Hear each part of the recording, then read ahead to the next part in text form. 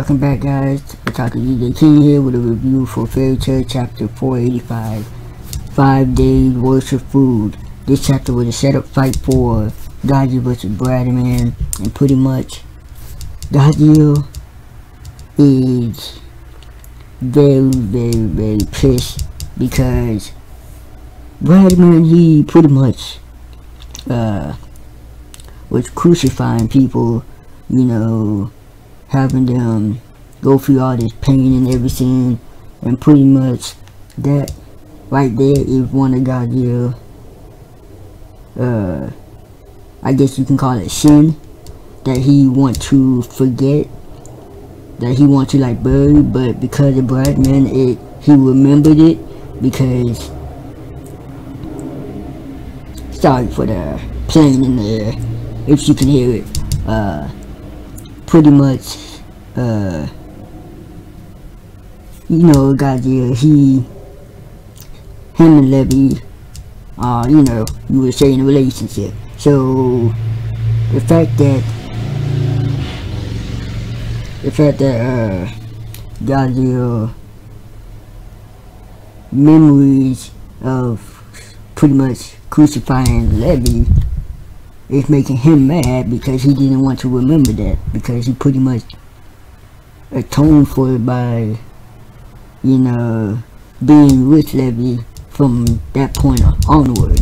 And pretty much he's pretty much going to, this is going to be a big development for Gajeel versus Bradman. And so the beginning of the chapter pretty much is basically Natsu, Lucy, Brandish, Mess, and Happy on their way to August, and pretty much Brandish is again building up August to be a powerful, threatening foe, but he's gentle. He listens to people, so, which is understandable, because he didn't want Jacob to attack Alkalogia, because Alkalogia would have wiped out Jacob instantly. So he knew the threat, and he seemed very calm as well. And pretty much Natsu wants to know what type of magic he has, but it's pretty much telling him not to even pick up a fight, because he would be obliterated at that very moment.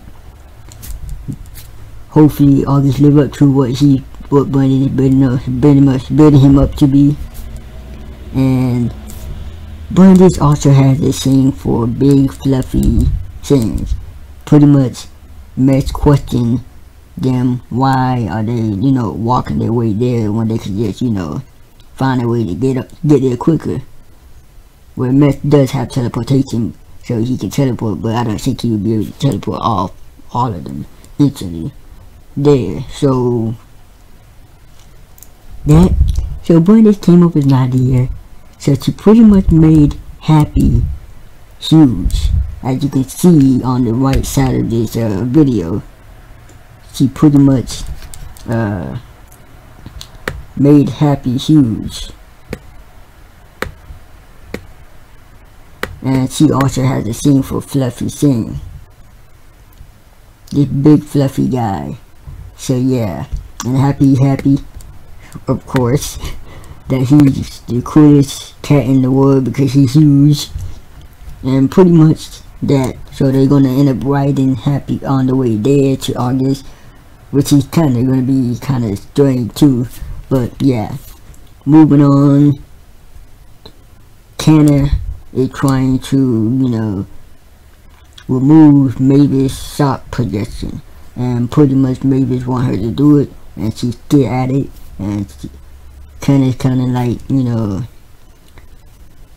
hesitating because she doesn't want to, you know, take out her friend, who she consider, take out Mavis, who she considered a friend, and that Mavis said that she could do it because she also remind Mavis of her old friend, which is Zera, and she's from Fairy Tail Zero, which is pretty much everybody should know by now if you're a Fairy Tail fan, unless you know, just got into it.